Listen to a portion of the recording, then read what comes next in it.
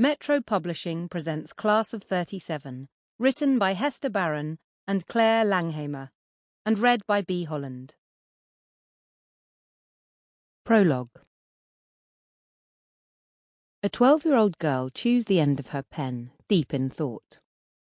Her teacher has asked what she would like to be when she grows up, though she is a couple of years away yet from leaving school. "I think I should like to keep a shop," she decides after some moments, and in a neat, curling script, she sets down her thoughts. "I should like to be able to keep a shop, as I like serving the little boys and girls with sweets. The women would buy loaves which I could tie up in a parcel. But for this work you must be honest. In some shops where there are valuable goods, they test you by putting a 2-shilling piece, and if you are honest you give it back, and you get the job. But if you are not honest you think they have lost it, and you keep it, and are sacked." It is May 1937, and the girl is a schoolchild in the Lancashire mill town of Bolton. Over the next few months, she and her classmates will write several essays about the world as they see it and the things that matter to them, about their homes and how they spend their time, about the royal family, about the cinema, about heaven, about their dreams. Their mothers might have had few choices when they had left school aged 12, but these girls want to be actresses, authors, seamstresses and chemists. Not for them, the cotton mills, they think. There is no premonition in the girls' writings about the conflict that is soon to come. As they sit in their classroom and thoughtfully set out their hopes for the future, the Basque town of Guernica smoulders, following the devastating attack by German and Italian bombers. In London and Berlin, rearmament programs are being cranked up.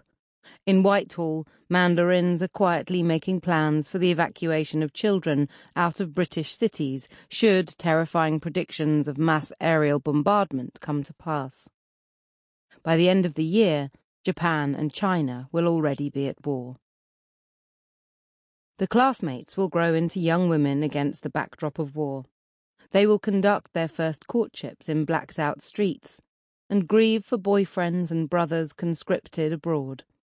They will join the ranks of women mobilized into war service in the new munitions, shell-filling or aircraft factories, or follow mothers and elder sisters into the cotton mills, which will switch to the production of tarpaulins, parachutes, and military uniforms. When peace comes, they will still have their lives ahead of them.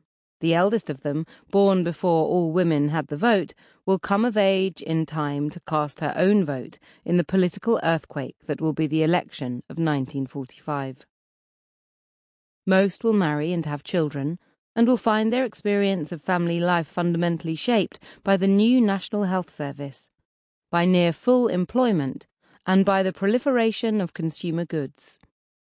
But they will also live lives that continue to be marked by economic deprivation, and they will have to work hard to hold their families together and to make ends meet. And they will forget about the school essays that they wrote in 1937, which will be stored in the archive of the research organisation Mass Observation, waiting. As historians of 20th century Britain, we had long been fascinated by the activities of Mass Observation, the organisation established in early 1937 by a group of left-leaning intellectuals who wanted to create an anthropology of ourselves. Over the next few years, it sought out the views of thousands of ordinary people on everything from the prosaic to the profound, asking them to describe their experiences of a world that was changing around them. We had immersed ourselves in its vast collection of material many times. We had read the stories of housewives who told us about cobbling meals together on wartime rations alongside secret admissions of affairs.